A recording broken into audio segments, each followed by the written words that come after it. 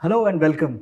At TimesNow.in Education Summit 2025, I am being joined by a very special guest, Dr. Sundar Ramakrishnan, who is a Managing Trustee, SNR Sons Charitable Trust. So thank you so much for speaking with us. Sir, my first question to you is: you grew up in a family that is deeply rooted in textiles, steel casting, and philanthropy. My first question to you is: how did that environment shape your early vision and inspire your journey into this leadership, sir? See, actually, when we sit as a family and we have a conversation, it's all about, the ethics. How do we give back to the society? Once we are successful in business, we always look to give back to the society and what we can do for the society. And that's how we've come up with this idea of starting an education institution and then healthcare. And now we are pioneers in healthcare and education as well. So it's all about giving back to the society. And my great grandfather, he was a follower of Ramakrishna Paramahamsa. From there, we got the name Ramakrishna, and from there on, the service started to the society. That's how the conversation started, and all the conversation has been made into a reality now. Yeah. Interesting, sir. I was going through your professional journey, and you studied economics at Loyola College, to pursuing MBA in finance in London. What key lessons from your academic journey have influenced the way you lead today, sir? See, actually, everything is an experience. That's what I look at it. When I went to Chennai for my studies, it was the first time I was stepping out of the house, and it was a different environment for me, and it gave me a lot of exposure, a lot of contacts, and the way of behavior and way of seeing things was different. And once I went to the UK, I could understand what studies are for. It's all about practicality, and that's what it taught us.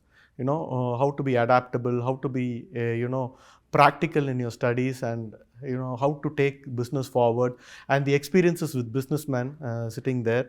And, so many things collide together when you go abroad and study. So you get a lot of exposure, and, it gives you more confidence.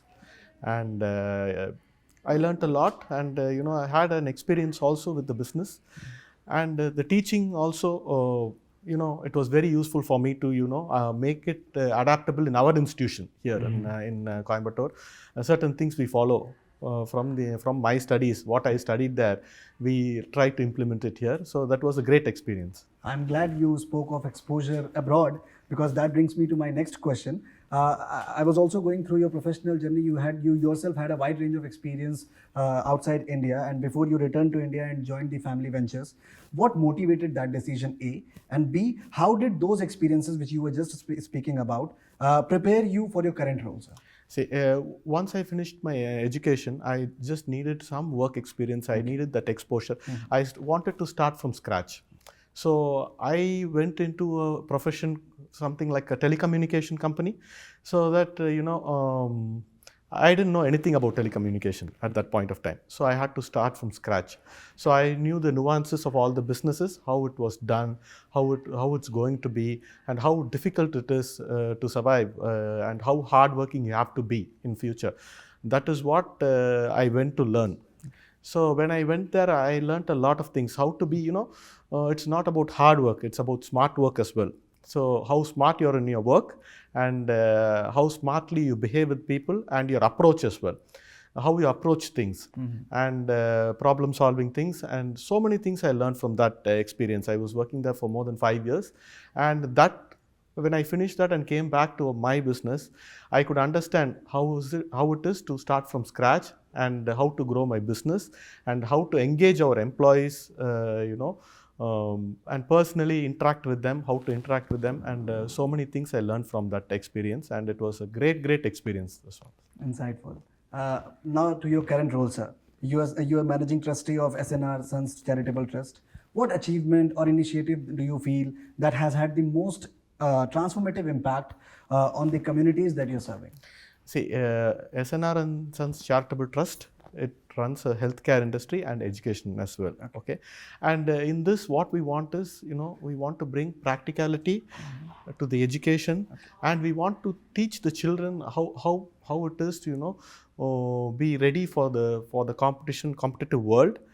That is one thing. We have schools, colleges, and everything, and our next step is going to be very, very, very important role, because we are going to incorporate technology. That is the most important thing in our healthcare industry, and it's evolving a lot. So we want to be a sustainable business as well, and we want to do good to the society also. So we are incorporating a lot of technology in our healthcare, and we are incorporating a lot of industries, collaborations to our institutions as well. Right. That is the future of our vision of our trust. Philanthropy and industry often intersect at your work. How do you balance business leadership with the trust's mission of healthcare, education, and social impact that you just spoke of? I just told you about a word called sustainability, right? Yeah.